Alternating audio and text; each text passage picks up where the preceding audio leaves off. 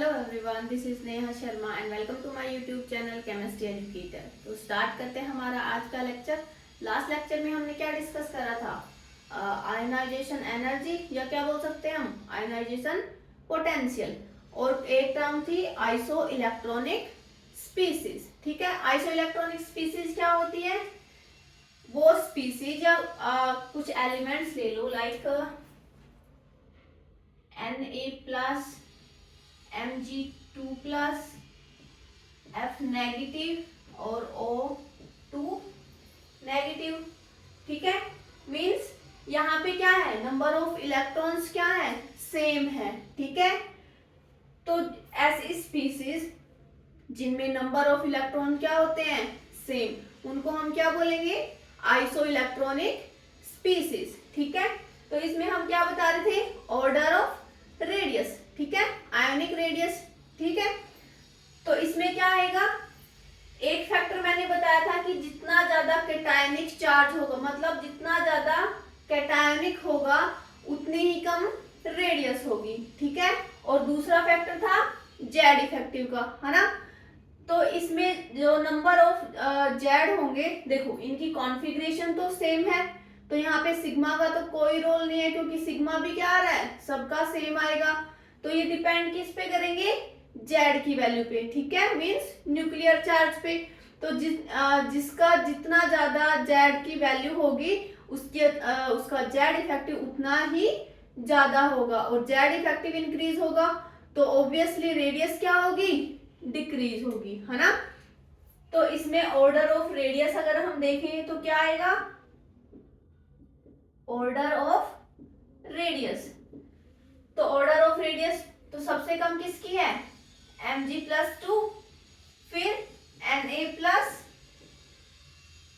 फिर किसकी है, फ्लोरीन, और फिर किसकी है, O2 नेगेटिव। ठीक है, ये समझ आ गया था आइसो इलेक्ट्रॉनिक स्पीसीज। ठीक है, अब हम बात करते हैं आयनाइजेशन एनर्जी की। आयनाइजेशन एनर्जी क्या बताया था मैंने, कि किसी भी कोई आइसोलेटेड गैसियस जो एटम है उसके आउटर मोस्ट इलेक्ट्रॉन को रिमूव करने के लिए जो एनर्जी की रिक्वायरमेंट होती है वो क्या होती है, हमारी आयनाइजेशन एनर्जी होती है। ठीक है, उसके कुछ फैक्टर्स देखे थे हमने। फर्स्ट फैक्टर क्या था, Z effective. Z effective increase होगा तो आयनाइजेशन एनर्जी क्या हो रही है, इंक्रीज होगी। मतलब इन दोनों के बीच में रिलेशन क्या है, डायरेक्टली प्रोपोर्शनल। मतलब Z effective is directly proportional to ionization energy. ठीक है, सेकंड क्या था, रेडियस का।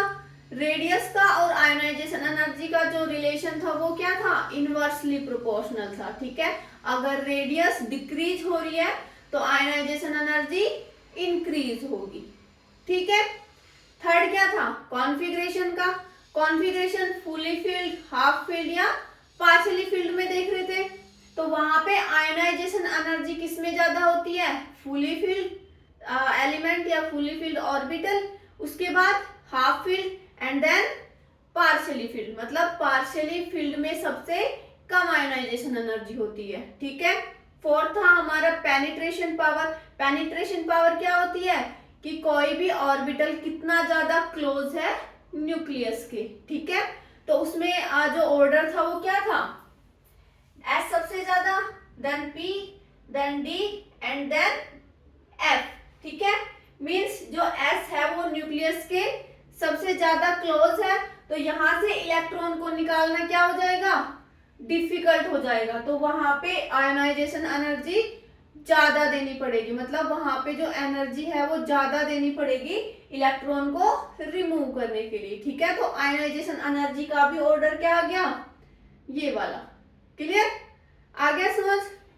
अच्छा, आयनाइजेशन एनर्जी के जर्नल ट्रेंड्स की बात करें तो क्या आ गया, in a period left to right जाने पर क्या हो रही है, आयनाइजेशन एनर्जी इंक्रीज हो रही है। मींस क्योंकि वहां पे क्या हो रहा है, जेड इफेक्टिव इंक्रीज हो रहा है, या हम बोल सकते हैं रेडियस डिक्रीज हो रही है।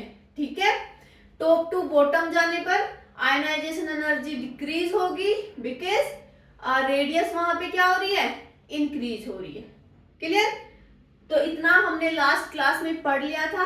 अब हम कुछ आयनाइजेशन एनर्जी की एक्सेप्शन देख लेते हैं, ठीक है। तो फर्स्ट एक्सेप्शन क्या है, देखो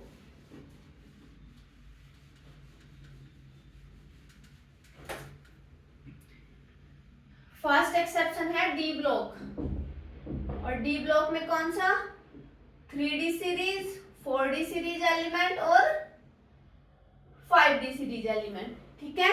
आइडियली अगर हम इसके आयनाइजेशन एनर्जी के ऑर्डर की बात करें तो आइडियली इनका ऑर्डर क्या होता है, सबसे ज्यादा 3D में, फिर 4D एंड देन सबसे कम किस में, 5D में। बट प्रैक्टिकली क्या देखा गया, जो 5D है वो 4D से ज्यादा होता है, ठीक है। मतलब इस प्रैक्टिकली जो आयनाइजेशन एनर्जी का ऑर्डर होगा वो क्या हो रहा है, 3D then 5D and then 4D, है ना। ये क्यों हो रहा है, बिकॉज ऑफ लेंथेनॉइड कॉन्ट्रैक्शन, है ना। क्या हो रहा है, लेंथेनॉइड कॉन्ट्रैक्शन हो रहा है, ठीक है, क्लियर। अच्छा, एक एक्सेप्शन है पी ब्लॉक, और पी ब्लॉक में कौन सा, 13th ग्रुप, कौन सा group, 13th group. 13th group के एलिमेंट कौन कौन से होते हैं, बोरॉन, एल्यूमिनियम, गैलियम, इंडियम और थैलियम, है ना। तो इनका ऑर्डर देखें तो कैसे आएगा, देखो आइडियली क्या होता है, टॉप टू बॉटम जाने पर आयनाइजेशन एनर्जी क्या होती है, डिक्रीज। तो देखो आइडियली इनका ऑर्डर क्या आ रहा है, सबसे ज्यादा बोरॉन, फिर उससे कम एल्यूमिनियम, फिर गैलियम, फिर इंडियम एंड सबसे कम थैलियम, ठीक है। बट प्रैक्टिकली क्या देखा गया, वही सेम जो हमने आयनिक रेडियस में देखा था, ये वाला और ये वाला क्या हो जाएंगे, एक्सचेंज हो रहे हैं। क्यों, क्योंकि यहाँ पे तो क्या था, डीकॉन्ट्रैक्शन था, और यहाँ पे लेंथेनॉइड कॉन्ट्रैक्शन था। क्या था, लेंथेनॉइड कॉन्ट्रैक्शन। तो देखो प्रैक्टिकली इनका ऑर्डर क्या आ रहा है, सबसे ज्यादा बोरॉन, उसके बाद क्या आएगा, उसके बाद अब मैं कंप्लीट लिख देती हूँ, उसके बाद आएगा थैलियम, देन गैलियम, उसके बाद आएगा एल्यूमिनियम, और उसके बाद आएगा इंडियम, ठीक है, क्लियर। तो इसको जल्दी से नोट डाउन कर लो।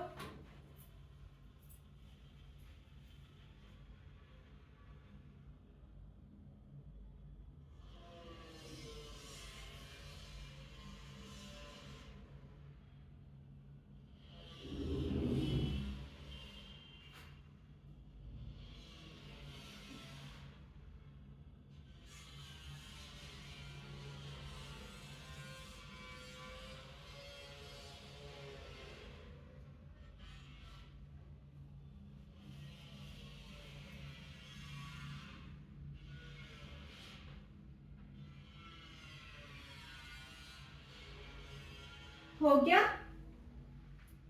देखो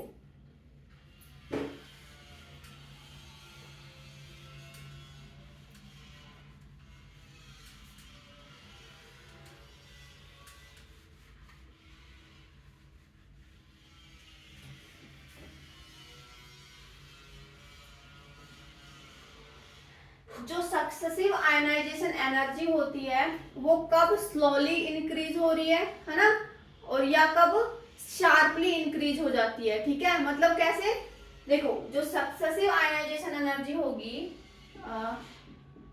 successive ionization energy, successive ionization energy become 2 to 3 times, 2 to 3 times change हो रही है, as long as the electrons are removed from the same shell, ठीक है।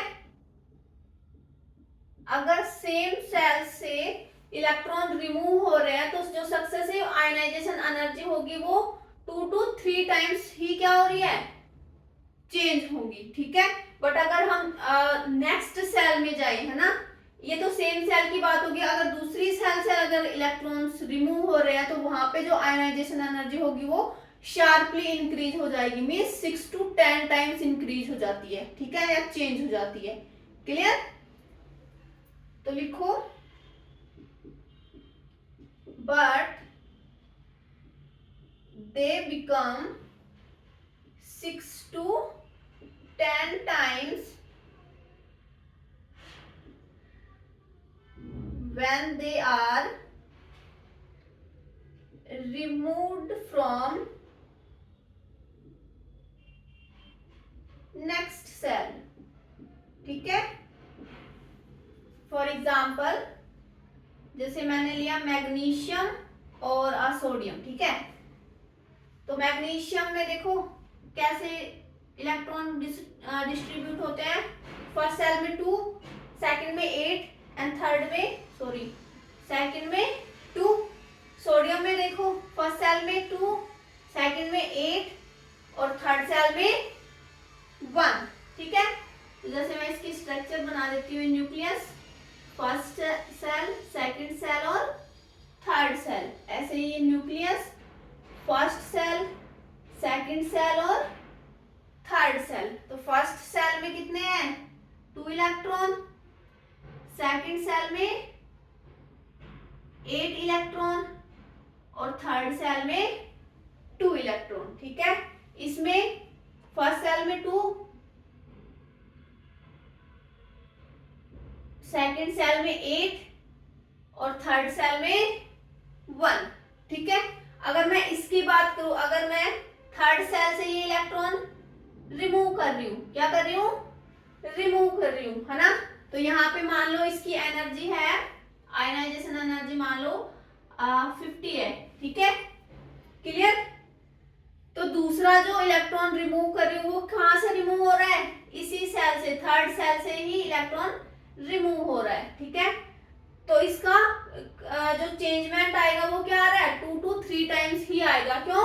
क्योंकि सेम सेल से रिमूव हो रहा है, ठीक है। तो क्या आ गया, 100 हो, इसकी जो आयनाइजेशन एनर्जी होगी, जो सेकंड आयनाइजेशन एनर्जी होगी वो मान लो 100 होगी, ठीक है। बट अगर हमें थर्ड इलेक्ट्रॉन्स निकालूंगी तो अब वो कहां से निकलेगा, सेकंड सेल से निकलेगा। किससे निकलेगा, सेकंड सेल से निकलेगा, ठीक है। तो अब जो थर्ड आयनाइजेशन एनर्जी होगी वो क्या हो रही है, 6 to 10 टाइम रिमूव हो रही है, ठीक है, सॉरी चेंज हो रही है। तो यहां से 100 का 6 टाइम या 10 से 6 टाइम कर लो, ठीक है। तो कितना आ रहा है, 600, मीन्स यहाँ 50 to 100 हुआ, लेकिन यहाँ 100 से 600 हो गया, ठीक है। तो यहाँ पे क्या हो रहा है, लार्ज चेंज हो रहा है ना, शार्पली इंक्रीज हो रही है आयनाइजेशन एनर्जी, ठीक है। क्लियर? ऐसे इसमें देखो यहां से एक इलेक्ट्रॉन रिमूव हो रहा है, ठीक है, मान लो ये 50 है, तो ये जो सेकंड इलेक्ट्रॉन रिमूव करेंगे तो वो सेकंड सेल से रिमूव हो रहा है, ठीक है। तो यहाँ पे शार्पली इंक्रीज होगा, कितना, है ना, जैसे मान लो 350 हो गया, मतलब 7 टाइम्स हो, मतलब 6 to 10 टाइम्स के बीच में ही होगा। कितना हो रहा है, 350, मतलब शार्पली इंक्रीज हो रहा है। क्यों? क्योंकि नेक्स्ट सेल से हम इलेक्ट्रॉन रिमूव कर रहे हैं, ठीक है। आ गया समझ? जल्दी से नोट डाउन कर लो।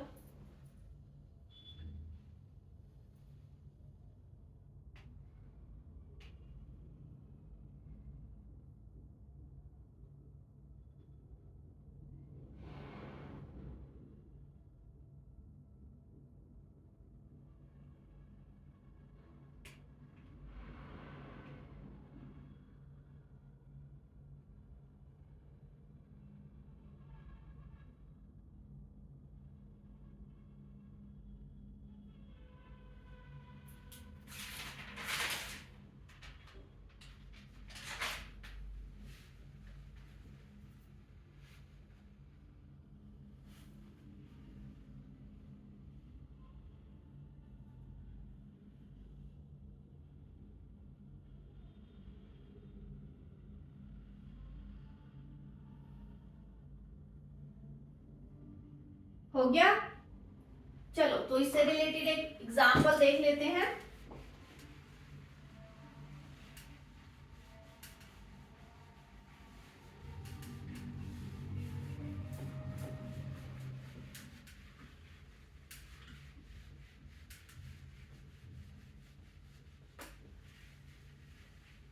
देखो फॉर एग्जांपल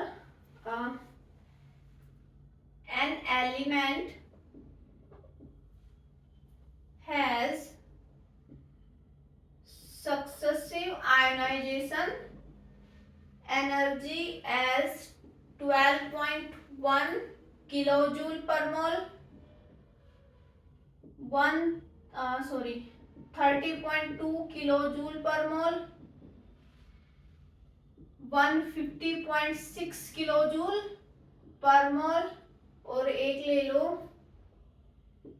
300.6 किलोजूल पर मोल। तो इसमें आपको बताना है how many electrons are present in outermost shell. Outermost या क्या बोल दो, वैलेंस सेल। वैलेंस सेल में कितने नंबर ऑफ इलेक्ट्रॉन प्रेजेंट होंगे, कैसे निकालोगे? देखो ये फर्स्ट आयनाइजेशन एनर्जी, ये सेकंड, ये थर्ड और ये फोर्थ, ठीक है। अब देखो इसमें यहां से यहां जाने तक 12.1 टू 30.2, मतलब ये तो 2.3 2 टू 3 टाइम्स ही क्या हो रही है, चेंज हो रही है, मतलब ये सेम सेल में हो रही है। बट यहां देखो यहां पे क्या हो रहा है, शार्पली इंक्रीज हो गई एनर्जी, है ना। जो आयनाइजेशन एनर्जी है यहाँ पे क्या हो गई, शार्पली इंक्रीज होगी। तो मींस ये क्या है, ये नेक्स्ट सेल से आयनाइजेशन एनर्जी काउंट होगी, है ना। तो कितने इलेक्ट्रॉन्स होंगे वैलेंस शेल में, नंबर ऑफ इलेक्ट्रॉन कितने होंगे बताओ, फर्स्ट और सेकंड मतलब 2 इलेक्ट्रॉन्स होंगे, ठीक है। कितने इलेक्ट्रॉन हो गए, 2 इलेक्ट्रॉन्स हो गए, ठीक है, क्लियर। चलो एक एग्जांपल वो है, आप करना।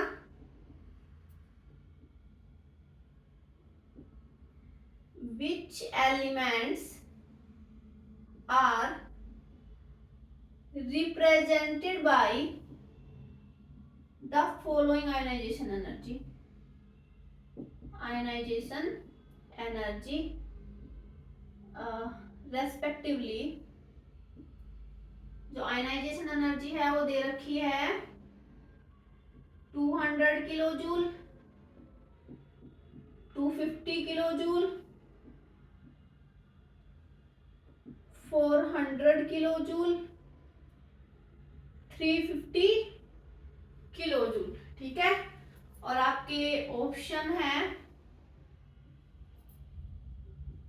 सोडियम, मैग्नीशियम, एल्यूमिनियम, सिलिकॉन, और ये boron, carbon, nitrogen, oxygen, fluorine, chlorine, bromine, iodine. चलो इसमें बता दो।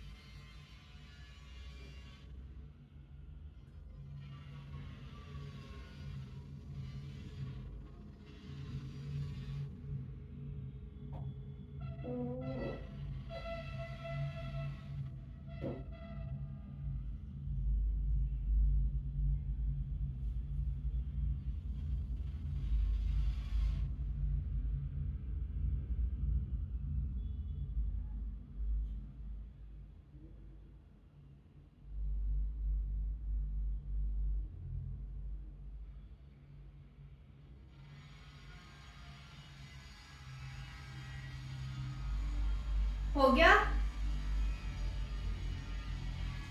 देखो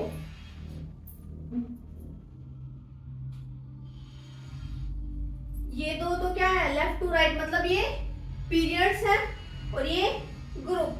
तो देखो सी ग्रुप तो होगा ही नहीं, है ना, क्योंकि आयनाइजेशन एनर्जी क्या हो रही है, डिक्रीज होती है ग्रुप टॉप टू बॉटम जाने पर। बट यहाँ पे देखो 250, मतलब ये इंक्रीजिंग ऑर्डर में चल रहा है, तो ये तो होगा नहीं।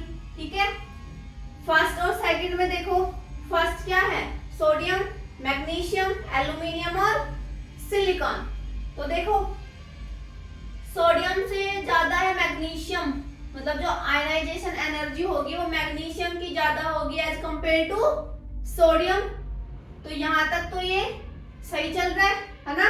बट देखो मैग्नीशियम टू एल्यूमिनियम, मैग्नीशियम और एल्यूमिनियम में किसकी आयनाइजेशन एनर्जी होगी ज्यादा, मैग्नीशियम की, है ना, क्योंकि ये क्या है, फुली फिल्ड 3s2 और ये 3p1, तो किसकी ज्यादा होनी चाहिए, इसकी ज्यादा होनी चाहिए मैग्नीशियम की। बट यहां देखो किसकी ज्यादा है, एल्यूमिनियम की शो कर रहा है, तो ये तो नहीं होगा। तो बचा कौन, ये, इसको देखो वेरीफाई करो, बोरॉन, कार्बन, नाइट्रोजन और ऑक्सीजन। बोरॉन और कार्बन में सब ज्यादा आयनाइजेशन एनर्जी कार्बन की, कार्बन और नाइट्रोजन में नाइट्रोजन की, यहां तक सही चल रहा है। अब ये देखो नाइट्रोजन और ऑक्सीजन, यहां में नाइट्रोजन की ज्यादा होगी ऑक्सीजन की आयनाइजेशन एनर्जी, नाइट्रोजन की। क्यों, क्योंकि ये क्या है, हाफ फिल्ड, और इसमें क्या होती है कॉन्फ़िगरेशन, पार्शियली फिल्ड। देखो ये 2p1, ये p2, ये p3 और ये p4, तो p3 ज्यादा होती है p4 से। ठीक है, तो नाइट्रोजन की आयनाइजेशन एनर्जी क्या होती है, ज्यादा। तो यहां देखो ये नाइट्रोजन, ऑक्सीजन, ठीक है, तो कौन ट्रेंड फॉलो कर रहा है, ये वाला। तो आंसर क्या आ गया, बी। क्लियर, आ गया समझ। ठीक है, तो नेक्स्ट टॉपिक डिस्कस करते हैं, और वो कौन सा है, नेक्स्ट टर्म देखो, मतलब ये किसमें आयनाइजेशन एनर्जी में ही आती है, क्या, inert pair effect.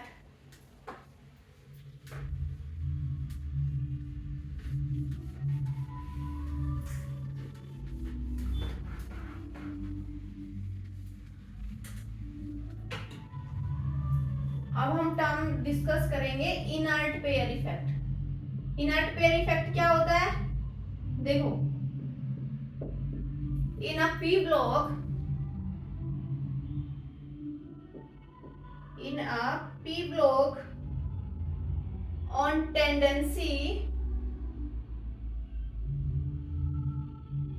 the tendency of show lower oxidation state of lower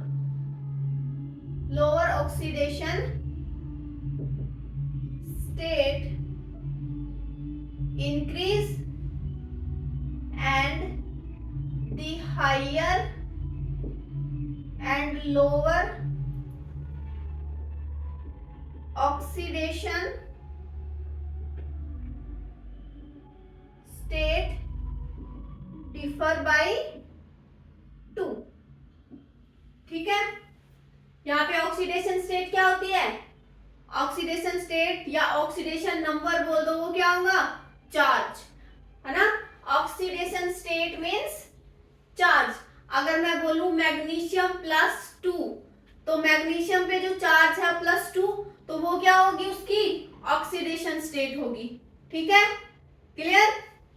तो इनर्ट पेयर इफेक्ट में क्या बता रहा है, क्या बता रहा है, देखो पी ब्लॉक में लोअर ऑक्सीडेशन स्टेट, मतलब जब हम ग्रुप में जाएंगे, मैंने एक मिस कर दिया, in a p block of tendency going down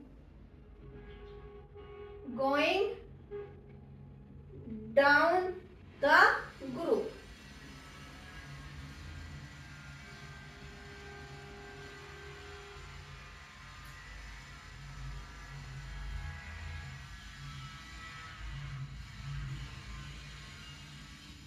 ठीक है। In p block going down the group the tendency of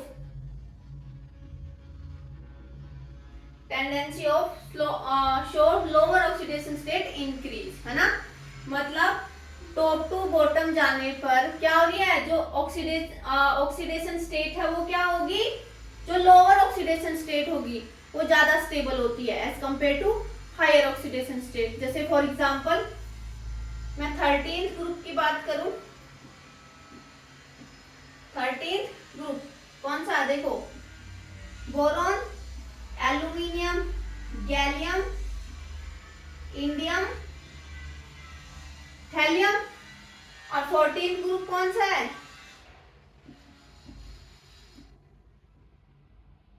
इससे नेक्स्ट वाला है कार्बन, कार्बन के नीचे सिलिकॉन, जर्मेनियम, टिन और लेड। ठीक है, तो यहां देखो एल्यूमिनियम हमें पता है +3 ऑक्सीडेशन स्टेट शो करता है,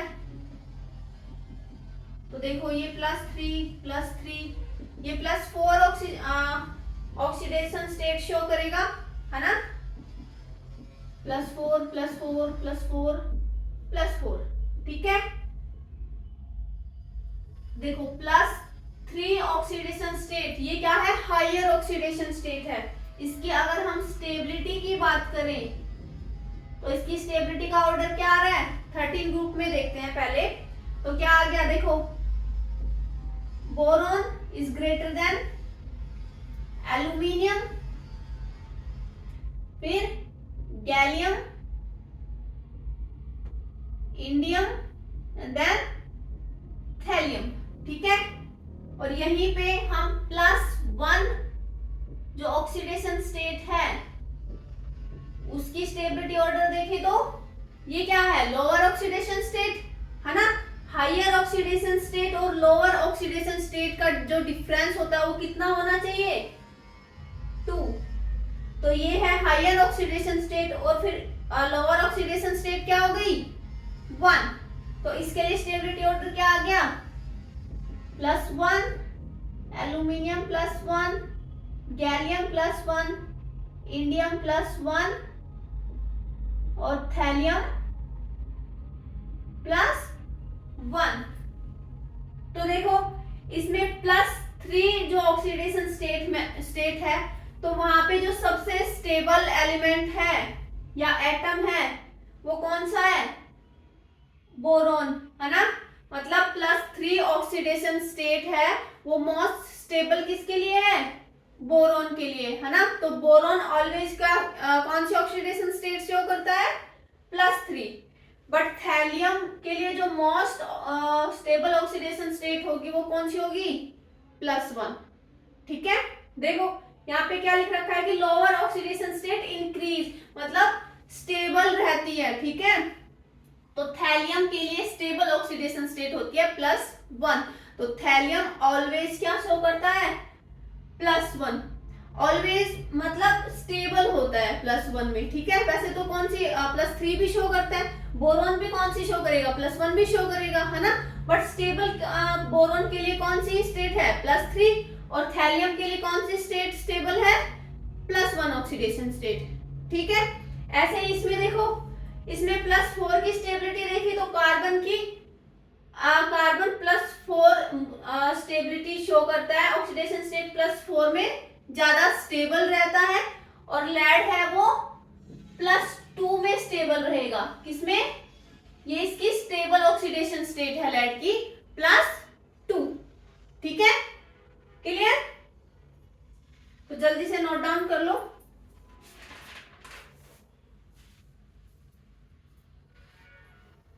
अच्छा, अब मैं बात करूं इनर्ट पेयर, तो यहाँ पे इनर्ट पेयर इफेक्ट कहाँ लग रहा है, देखो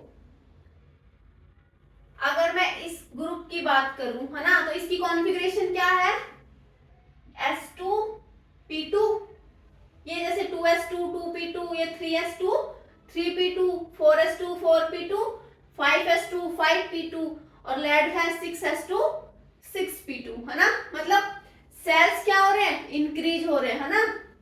तो जर्नल में अगर ये S2 और P2 कॉन्फ़िगरेशन देखूं तो इसमें देखो यहां से हम +4 इलेक्ट्रॉन मतलब 4 इलेक्ट्रॉन रिमूव कर रहे हैं, तो यहां से फिर कॉन्फ़िगरेशन क्या बनी, S0 P0 और S2 P2 में हम +2 मीन्स 2 इलेक्ट्रॉन रिमूव करें, तो यहां से देखो S2 P0, ठीक है।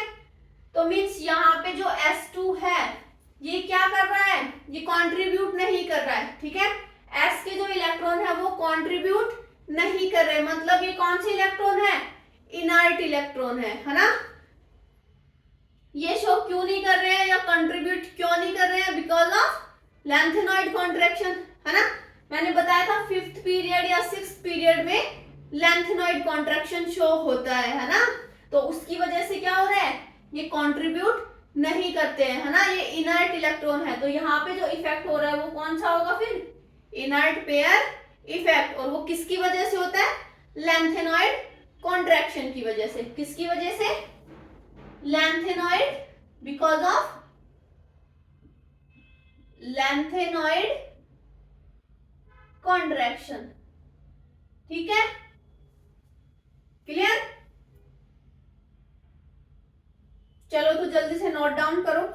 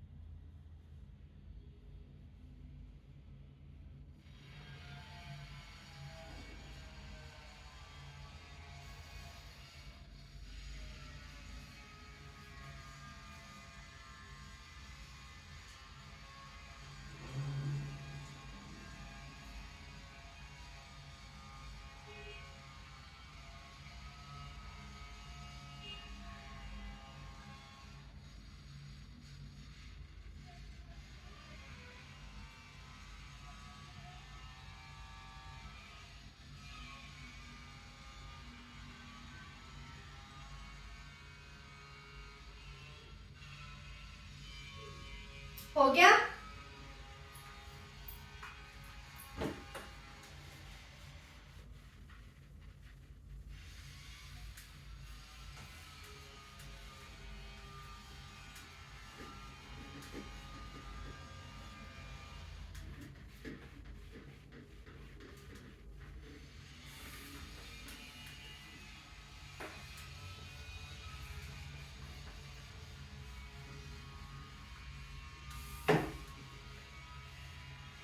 एक नोट डाल के लिख लो, जो हायर ऑक्सीडेशन स्टेट है, हायर ऑक्सीडेशन स्टेट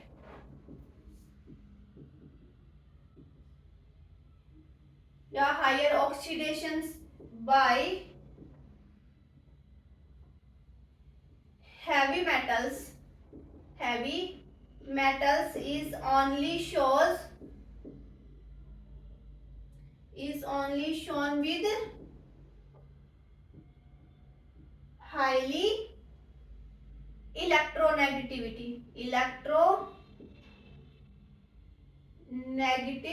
element, ठीक है। जो high oxidation bye heavy metals is only show high electronegative element, है ना। हायर ऑक्सीडेशन शो कौन से करेंगे, जो हाईली इलेक्ट्रोनेगेटिव एलिमेंट होंगे वही क्या करेंगे, हायर ऑक्सीडेशन शो करते हैं, ठीक है। जैसे फॉर एग्जांपल, अच्छा, मोस्ट हाई इलेक्ट्रोनेगेटिव एलिमेंट कौन सा होता है, फ्लोरीन, है ना। फ्लोरीन के बाद ऑक्सीजन, ठीक है। नाइट्रोजन और क्लोरीन अप्रोक्स उनकी जो वैल्यू होती है इलेक्ट्रोनेगेटिविटी वो सेम ही होती है, सिमिलर सी होती है ना। तो अगर इसका ऑर्डर देखें हम इलेक्ट्रोनेगेटिव एलिमेंट्स का, तो सबसे ज्यादा फ्लोरीन, फिर ऑक्सीजन और देन नाइट्रोजन और क्लोरीन का सिमिलर सा रहता है, ठीक है। क्लियर? तो इस एक सेंटेंस से अगर हम एक एग्जांपल देखें तो देखो, which of the following does not exist. Option है TLBr, थैलियम ब्रोमाइड, F3I3 और D है L2O3। ठीक है, तो इन जो चार ऑप्शन है इसमें कौन सा मॉलिक्यूल या कौन सा कंपाउंड एग्जिस्ट नहीं करता है? तो इसको कैसे सॉल्व करोगे? देखो, थैलियम है, उसकी जो मोस्ट स्टेबल कॉन्फ़िगरेशन है, ऑक्सीडेशन स्टेट है, वो कौन सी है? +1। तो यहाँ पे देखो, यहाँ पे +1 है, यहाँ पे +3 है, यहाँ पे +3 शो हो रहा है और यहाँ पे भी +3 शो कर रहा है। ठीक है, तो देखो ये तो ठीक है क्योंकि यहाँ थैलियम +1 ऑक्सीडेशन स्टेट शो करता है, ये स्टेबल ऑक्सीडेशन स्टेट है। तो ये क्या हो रहा है? ये तो आई मीन एग्जिस्ट कर रहा है ये कंपाउंड। यहाँ देखो ये +3 ऑक्सीडेशन शो कर रहा है, किसके साथ? मोस्ट इलेक्ट्रोनेगेटिव एलिमेंट के साथ। तो यहाँ देखो मैंने क्या लिखा है, हायर ऑक्सीडेशन स्टेट यहाँ पे शो कर रहा है किसके साथ? अगर हाईली इलेक्ट्रोनेगेटिव एलिमेंट है तो उसके साथ +3 ऑक्सीडेशन शो कर सकता है ना? तो ये भी एग्जिस्ट करेगा। क्लियर? मैंने बोला था कि जो थैलियम है वो +3 भी करता है, +1 ऑक्सीडेशन स्टेट भी शो करता है, बट उसमें अगर ये बोला जाए कि मोस्ट स्टेबल ऑक्सीडेशन स्टेट क्या है थैलियम की, तो +1 है। ठीक है, +3 शो करेगा, मोस्ट इलेक्ट्रोनेगेटिव एलिमेंट के साथ शो कर रहा है, ये एग्जिस्ट करता है। डी में देखो, ऑक्सीजन भी क्या है? इलेक्ट्रोनेगेटिव एलिमेंट है ना? ये भी मोर इलेक्ट्रोनेगेटिव एलिमेंट है, तो यहाँ पे भी शो करेगा, तो ये भी एग्जिस्ट कर रहा है। बट यहाँ पे देखो जो आयोडीन है उसकी इलेक्ट्रोनेगेटिविटी वो क्या है? बहुत कम है ना? तो यहाँ पे जो थैलियम है वो +3 ना करके +1 ऑक्सीडेशन स्टेट शो करना चाहिए। तो जो ये सी ऑप्शन है ये क्या हो रहा है? ये डजंट एग्जिस्ट, मतलब ये कंपाउंड एग्जिस्ट नहीं करता। ठीक है, ये तीनों एग्जिस्ट करते हैं, ये वाला कंपाउंड एग्जिस्ट नहीं करता है। तो आ गया समझ में? ठीक है, एक नोट और लिख लो,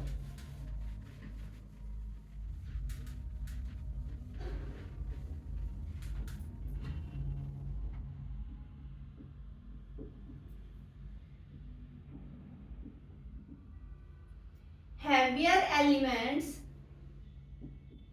in higher oxidation states are oxidizing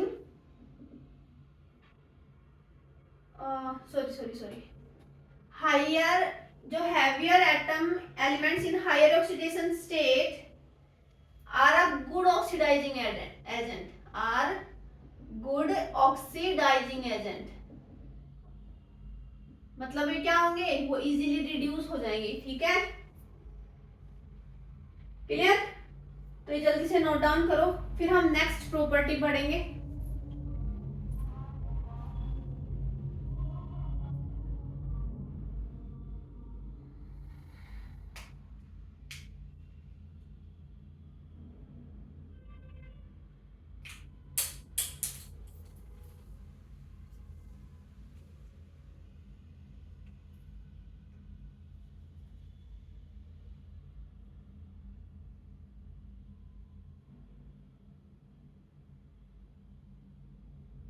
हो गया?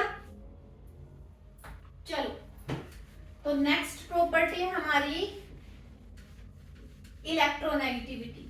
ठीक है, नेक्स्ट पीरियोडिक प्रॉपर्टी है हमारी इलेक्ट्रोनेगेटिविटी। ठीक है, आई थिंक ये कौन सी प्रॉपर्टी है? फोर्थ है ना? फोर्थ प्रॉपर्टी है।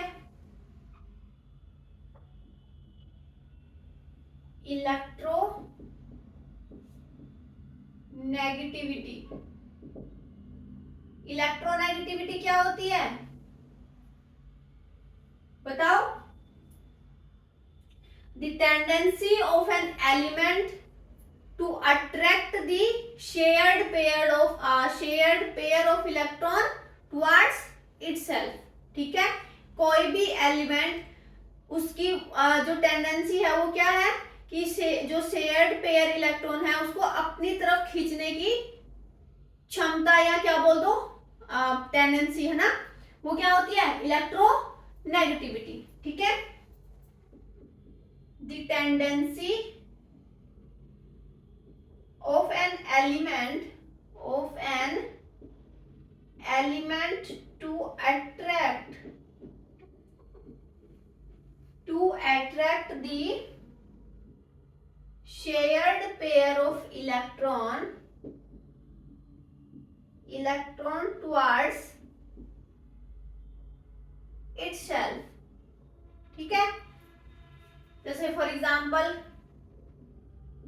x और y, कोई x एलिमेंट है एक y एलिमेंट है। ठीक है, ये इलेक्ट्रॉन है, ये इलेक्ट्रॉन का पेयर है। ठीक है, अगर ये दोनों परफेक्टली क्या है? कोवैलेंट है ना, या इनकी जो दोनों की इलेक्ट्रोनेगेटिविटी की जो वैल्यू है वो एग्जैक्टली सेम है, तो जो इलेक्ट्रॉन के पेयर है वो कहां पे एग्जिस्ट करेगा? एग्जैक्टली मिडल में। ठीक है, बट अगर इलेक्ट्रोनेगेटिविटी की वैल्यू मान लो इसकी ज्यादा है ना, देखो अगर इलेक्ट्रॉन इसकी साइड है मींस जो x एलिमेंट है ये क्या हो गया? मोस्ट इलेक्ट्रोनेगेटिव एलिमेंट है ना, तो ये क्या है? More electronegative element. ठीक है, और ये क्या हो गया फिर? ये लेस इलेक्ट्रोनेगेटिव एलिमेंट हो गया, लेस इलेक्ट्रोनेगेटिव एलिमेंट, या क्या बोल सकते हैं? More electropositive element. ठीक है, क्लियर? अगर ये शेयर्ड पेयर इलेक्ट्रॉन y की साइड चले गए तो y क्या है? मोर इलेक्ट्रोनेगेटिव, और x क्या हो गया? मोर इलेक्ट्रोपॉजिटिव या लेस इलेक्ट्रोपॉजिटिव। ठीक है, क्लियर? आगे समझ, जल्दी से नोट डाउन करो।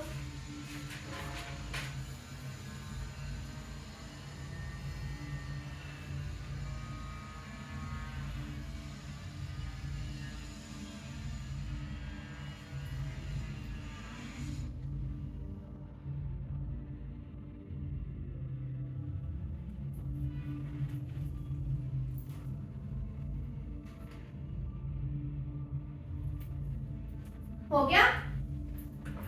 चलो तो इलेक्ट्रोनेगेटिविटी के फैक्टर्स देख लेते हैं, है ना? Factor affecting of electronegativity. ठीक है, ये कौन कौन से फैक्टर पे डिपेंड करेगी?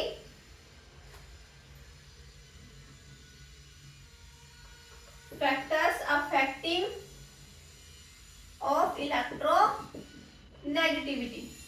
ठीक है, फर्स्ट फैक्टर भाई कौन सा? Z effective. ठीक है, यहां पे देखो जेड इफेक्टिव अगर इंक्रीज होगा तो जो इलेक्ट्रोनेगेटिविटी होगी वो क्या होगी? इंक्रीज होगी। क्या होगी? इंक्रीज होगी। ठीक है, अगर जेड इफेक्टिव है, इंक्रीज हो रहा है, तो इलेक्ट्रोनेगेटिविटी भी क्या होगी? इंक्रीज होगी। मतलब जेड इफेक्टिव और इलेक्ट्रोनेगेटिविटी के बीच में क्या है? डायरेक्ट रिलेशन है ना, डायरेक्टली प्रोपोर्शनल। ठीक है, सेकंड फैक्टर कौन सा है हमारा? रेडियस। रेडियस अगर इंक्रीज होगा तो इलेक्ट्रोनेगेटिविटी डिक्रीज होगी। क्यों? रेडियस इंक्रीज होगा तो जेड इफेक्टिव डिक्रीज होगा, और जेड इफेक्टिव अगर डिक्रीज हो रहा है तो इलेक्ट्रोनेगेटिविटी भी क्या होगी? डिक्रीज होगी। ठीक है, क्लियर? अच्छा, थर्ड फैक्टर है हमारा, देखो कैटायन और एटम को अगर हम कंपेयर करते हैं, कैटायन और एटम। ठीक है, तो देखो जैसे फॉर एग्जांपल मैं लिया कुछ भी ले लो, Na+ और एक है न्यूट्रल एटम, है ना, ये है कैटायन, ये पेरेंट एटम या न्यूट्रल एटम। तो इलेक्ट्रोनेगेटिविटी है ना, मतलब नेगेटिव वैल्यू किसकी साइड जाएगी बताओ, इलेक्ट्रॉन, है ना। इलेक्ट्रॉन पे चार्ज क्या होता है, नेगेटिव, है ना। तो नेगेटिव किस साइड जाएगा, किस साइड अट्रैक्ट होगा, पॉजिटिव की साइड, है ना। किस साइड अट्रैक्ट हो रहा है, पॉजिटिव, मींस जो इलेक्ट्रॉन्स है वो Na+ की तरफ शिफ्ट हो जाएंगे, ठीक है। तो यहां से देखो जो इलेक्ट्रोनेगेटिविटी है वो किसकी ज्यादा होगी, कैटायन की, है ना। तो इस केस में इलेक्ट्रोनेगेटिविटी कैटायन की ज्यादा होगी as compare to parent atom, ठीक है। और अगर हम एनायन की बात करें, एनायन और एटम के बीच में देखें तो नेगेटिव एनायन क्या होता है, देखो जैसे कुछ भी मान लो, Cl नेगेटिव, Cl ये क्या है, इलेक्ट्रॉन, क्लियर, नेगेटिव चार्ज है इलेक्ट्रॉन पे। तो आप बताओ इलेक्ट्रॉन कहाँ शिफ्ट होगा, जो इलेक्ट्रॉन जो शेयर्ड पेयर इलेक्ट्रॉन है वो किधर की साइड शिफ्ट हो रहे हैं, न्यूट्रल एटम की साइड, ठीक है। बिकॉज यहाँ पे क्या है, नेगेटिव है, नेगेटिव क्या करता है, रिपेल करेंगे, ठीक है। तो यहाँ पे जो शिफ्ट होंगे इलेक्ट्रॉन वो न्यूट्रल एटम की साइड शिफ्ट होंगे। तो यहाँ पे जो इलेक्ट्रोनेगेटिविटी होगी वो किसकी ज्यादा होगी, पेरेंट एटम की या न्यूट्रल एटम की, ठीक है। और एक टर्म होती है वो हम केमिकल बॉन्डिंग में पढ़ेंगे, हाइब्रिडाइजेशन। कौन सी, हाइब्रिडाइजेशन, ठीक है। हाइब्रिडाइजेशन में क्या होगी, इलेक्ट्रोनेगेटिविटी किसकी ज्यादा होगी, sp, फिर sp2 एंड देन sp3, ठीक है। मींस जहां पे s कैरेक्टर इंक्रीज होगा वहां पे इलेक्ट्रोनेगेटिविटी क्या होगी, इंक्रीज होगी, है ना। H s character increase then electronegativity will be increase, ठीक है। तो ये कुछ फैक्टर्स थे जो जिन पे इलेक्ट्रोनेगेटिविटी क्या कर रही है, डिपेंड कर रही है, ठीक है। तो इसको जल्दी से नोट डाउन करो, फिर इसका जर्नल ट्रेंड्स लिखते हैं हम।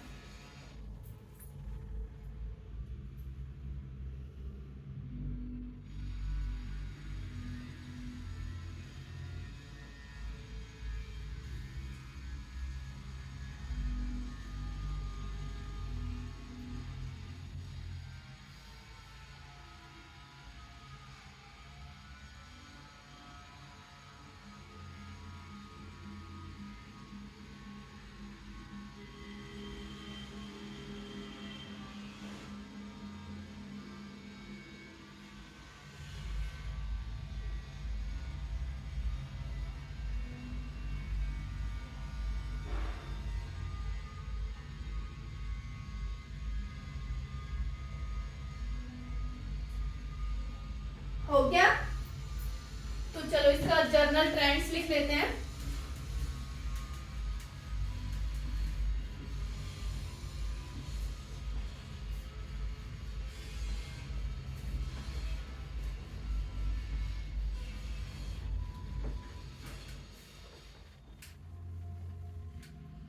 अगर इसकी जनरल ट्रेंड्स की बात करें, जर्नल ट्रेंड्स, तो देखो along a period left to right जाने पर इलेक्ट्रोनेगेटिविटी क्या होगी, इंक्रीज। क्यों, क्योंकि वहां पे जेड इफेक्टिव क्या हो रहा है, इंक्रीज हो रहा है ना।